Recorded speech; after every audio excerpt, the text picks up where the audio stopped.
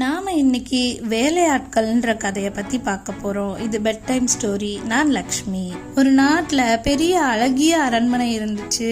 அந்த அரண்மனைக்கு ராஜா ராணி அப்புறம் அவங்களோட 3 இளவரசிகளும் இருந்தாங்க. அது பெரிய அரண்மனைங்கிறதால சமையல் செய்யறதுக்கு, தோட்டத்தை பராமரிக்கிறதுக்குன்னு வேலையாட்கள் வச்சிருந்தாங்க. அந்த ராஜா ராணி அவங்களுடைய 3 இளவரசிகளும் அந்த வேலையாட்களை ரொம்பவே மரியாதையாகவும் பாசத்தோடவும் நடத்தினாங்க. அவங்களும் ராஜா குடும்பத்துக்கு ரொம்பவே உண்மையாகவும் அக்கறையோடையும் நடந்துட்டு வந்தாங்க. ஒரு நாள் இளவரசிகளின் பாட்டிக்கு உடம்பு முடியாம போனது. அதனால இளவரசிகளை பாத்துக்கிறதுக்காக அவங்க மாமா சேஷனை அங்க வர வச்சாங்க. ராஜா ராணியும் கிளம்பி பாட்டிய பாக்கிறதுக்காக போனாங்க. அந்த சேஷனுக்கு அரண்மனைய அவனோடது போல எல்லா வேலையாட்களையும் அதட்டி மிரட்டி வேலை வாங்கிட்டு இருந்தான். தோட்ட ஆட்களிடம் அதிகாரமாகவும் பேசினான். டேய், வேலையெல்லாம் ஒழுங்கா செய்யுங்கடா, இல்லைன்னா நான் வேலையை விட்டு நிறுத்திடுவேன் அப்படின்னு காரணமே இல்லாம திட்டினாரு.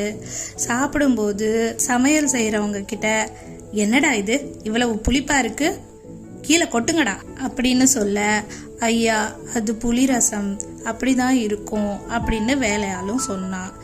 நீ இனிமே வேலைக்கு வர வேண்டாம், என்ன நீ எதிர்த்து பேசுறியா அப்படின்னு சொன்னாரு. இளவரசிகளும் அவங்களோட மாமா நடந்ததை பார்த்து ரொம்பவே மனசு கஷ்டப்பட்டாங்க.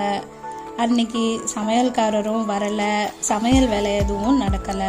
இளவரசிகளும் பட்னியா தான் இருந்தாங்க. ஊருக்குள்ள இருக்கிற மக்கள் அரண்மனையில சமைக்கிறதுக்கு யாருமே முன் வரல. ஏன்னா இளவரசிகளோட மாமாவுக்கு பயந்து. 3 இளவரசிகள்ல ஒரு இளவரசிக்கு உடம்பு சரியில்லாம போனது. சேஷனும் என்ன செய்யறதுன்னு தெரியாம முழிச்சான். அந்த சமயத்துல ராஜா ராணி திரும்பி அவங்க நாட்டுக்கு வந்தாங்க. நடந்த எல்லாத்தையும் இளவரசிகள் ராஜா கிட்ட சொன்னாங்க. ராஜாவுக்கு சேஷன் மேல பயங்கர கோபம் வந்தது. ராஜா சேஷன் கிட்ட, இனிமே நீ இந்த அரண்மனை காவலர்கள், தோட்டக்காரர்கள், அரண்மனை படைகள் எல்லாத்துக்கும் நீ தான் சாப்பாடு பரிமாறணும் அப்படின்னு கட்டளையிட்டாரு.